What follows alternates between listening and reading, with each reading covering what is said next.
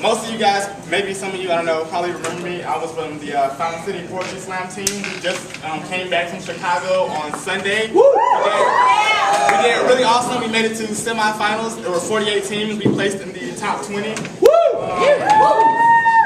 Jonathan, Samuel, and Perkins would like me to tell you guys that every Wednesday at Fountain City Coffee Slam at 7:30 we'll be doing open mics there as well for poetry, for singing, for comedy, basically the same stuff y'all do here. The poem I'm going to do tonight is actually a poem I wrote about my father who has epilepsy. I performed this in the semifinals.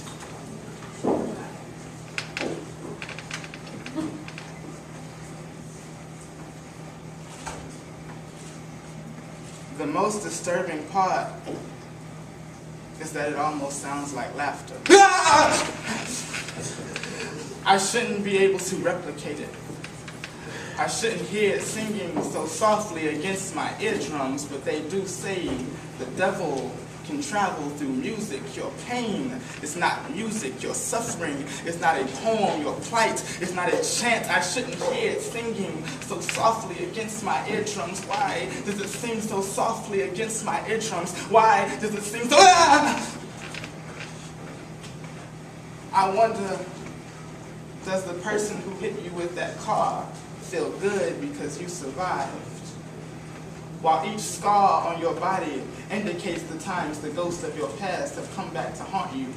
And each time I played exorcist, replacing crucifixes with silver spoons and holy water with damp washcloths, I researched, studied, learned, defined, and figured out what the signs were. 1, bulging of veins. 2, profuse sweating. 3, absence of mind. So why do your veins hide under the blanket of your skin as if my recognition awaits behind a closet door left slightly ajar? Why do your pores work so hard to keep the salt water to themselves? And how do you appear so present when your mind is so close to being stripped of its cognizance? They say that you aren't officially dead until your brain is.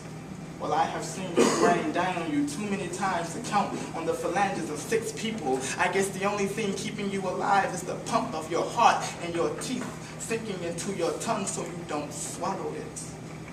At least we can always have ice cream afterwards, right, Dad?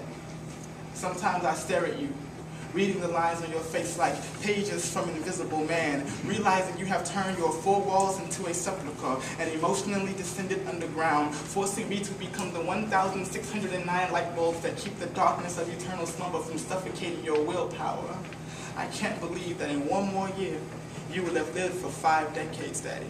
38 of them at the mercy of Dilan, 500 milligrams of freedom. The chemical civil war in your body has ran away many unprepared allies, including my mother and every other woman who has played backgammon with your heart. Your loneliness makes me wonder, will I ever find love?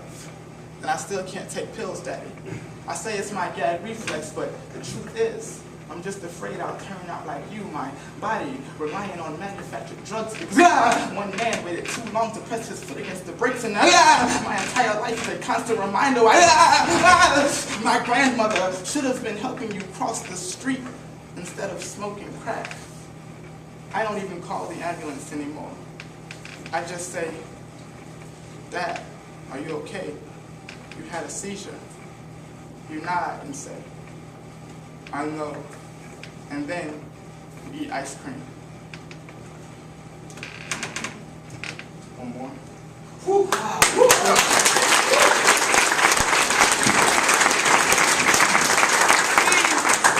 This is where it gets awkward. I was in the process of respecting you. Then your headless, half-naked body appeared on my Instagram application, elegantly captioned by the words, I'm bored, call me.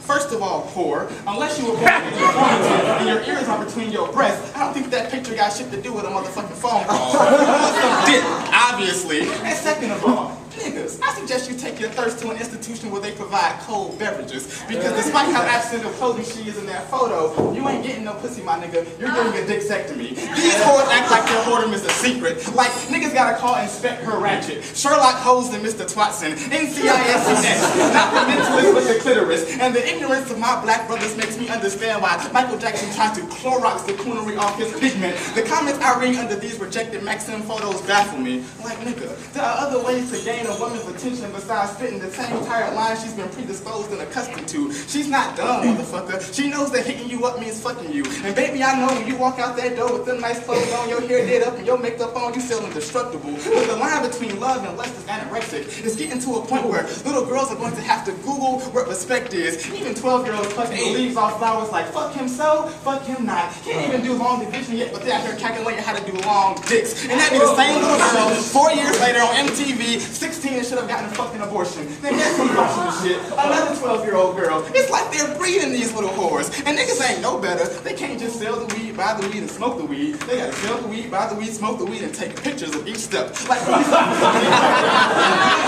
the name of the show from First 48 to First 428 because niggas have went from ghetto to insta-ghetto, insta-ratchet, instantaneously snapping photographs of things that are left in private, while private parts flood webcams and friends turn into friends with benefits, spending late nights on Uvu, voodoo dolls enthralled in the games of vain exposure. How many likes does it take to get to the center of your Dixie pot? I guess the value of her body really does decline once the first nigga drives it off the lot like vroom, full speed ahead with that pussy. Leonardo DiCaprio, catch me if you can with that pussy. Gingerbread man with that pussy. We should be so confused when dudes turn into Forrest Gump right after they fuck. I guess they're not getting the same miseducation that Lauryn Hill got. Because girls, I know you better watch out. Some guys are only about that thing. Moral of the story is